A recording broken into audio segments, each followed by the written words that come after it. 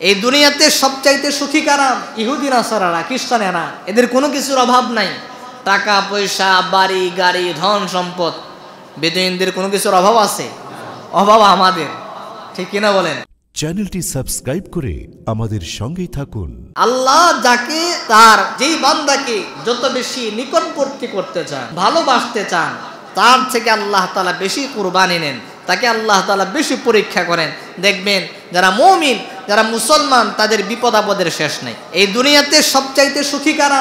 ইহুদি নাসারারা, খ্রিস্টানেরা। এদের কোনো কিছুর অভাব নাই, টাকা পয়সা, বাড়ি গাড়ি, ধন সম্পদ। বেদুইনদের কোনো কিছুর অভাব আছে? অভাব আমাদের, ঠিক কিনা বলেন? আমরা আল্লাহর হুকুম পালন করি, আর পরেও কত ধরনের পরীক্ষা, কত ধরনের মুসিবত। আল্লাহ তো আরো কত কঠিন কথা বলছেন। আল্লাহ বলছেন, লাউলা আন ইয়াকুনান নাসু উম্মাতান ওয়াহিদা লাজআলনা লিমান ইয়াকফুরু বিররহমান লিবুয়ুতিহিম সুকাফাম মিন ফিদ্দাতিন ওয়া মাআরিজ আলাইহা ইয়াজহারুন।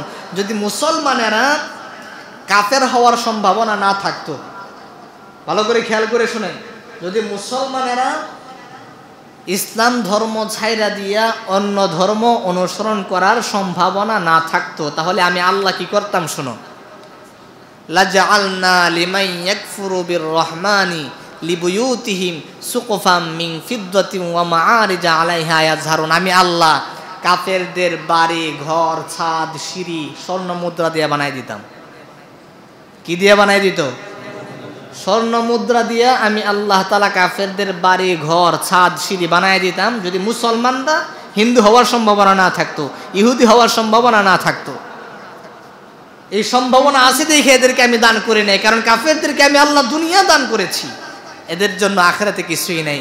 কিন্তু আমার মুমিন মুসলমান যে সমস্ত বান্দা বান্দিরা আছে, এদেরকে দুনিয়াতে আমি আল্লাহ পরীক্ষা নিচ্ছি, বিপদ দিচ্ছি, মুসিবত দিচ্ছি, কারণ আখিরাতে এদের জন্য পুরস্কার রয়েছে।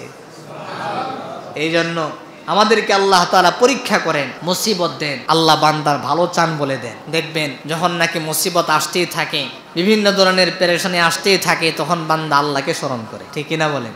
সুখের দিনে বান্দা তার রবকে ভুলে যায়। এই জন্য আল্লাহ তাআলা বান্দাকে অভাব দিয়া, অনটন দিয়া, খাবারের সংকীর্ণতা দিয়া, বিভিন্ন ধরনের বিপদ আপদ বালা মুসিবত দিয়া পরীক্ষা করেন, যাতে করে আল্লাহ আবার বান্দা যেন আবার তার রবের নিকট ফিরে আসে, আবার যেন তার রবকে ডাকে। সুবহানাল্লাহ। এই জন্য যত ধরনের বিপদ আসুক, মুসিবত আসুক, শুকরিয়া আদায় করবেন। সন্তান হয়েছে, সন্তান চলে গেছে, শুকরিয়া আদায় করেন। ইন্না লিল্লাহি ওয়া ইন্না ইলাইহি রাজিউন। আল্লাহ জিনিস আল্লাহ নিয়ে গেছে। আল্লাহ রাব্বুল আলামিন সমস্ত ধরনের বিপদ আপদে, পরীক্ষায় ধৈর্যের সাথে সফলতা অর্জন করবার তৌফিক দান করুন। সকলে বলি আমিন।